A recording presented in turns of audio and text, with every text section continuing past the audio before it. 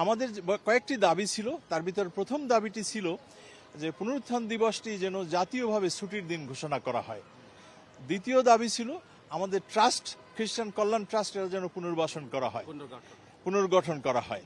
এই দুটি বিষয়ে গুরুত্ব ছিল এবং মত বিনিময় ছিল, এবং আমরা অত্যন্ত খুশি এবং একথা বলতে চাই মাননীয় প্রধানমন্ত্রী আমাদেরকে আশ্বস্ত করেছেন এবং তিনি আমাদের জন্য প্রয়োজনীয় যেটা করা দরকার সাধ্যের মধ্যে এটা করবেন। আরেকটি দাবি আমাদের ছিল সংরক্ষিত নারী আসনে যেন একজন খ্রিস্টান প্রতিষ্ঠানদের মধ্যে থেকে একজন নারীকে নির্বাচন করা হয়, সেটাও আমাদের ছিল। আমরা সে কারণেও মাননীয় প্রধানমন্ত্রীকে ধন্যবাদ দেই যে এটি একটি বিরল দৃষ্টান্ত তিনি স্থাপন করেছেন। আমাদের চার্চগুলো, অনেকগুলো চার্চ আছে গরিব, কিন্তু সেই চার্চের পালকদের জন্য তিনি ভাতা দেওয়ার ব্যবস্থা করেছেন। এটা টাকা দিয়ে আমরা বিচার করতে চাই না, এটা একটি সম্মাননীয় এবং রিকগনিশন যে তিনি সমস্ত মণ্ডলীকে বা চার্চগুলোকে দিয়েছেন।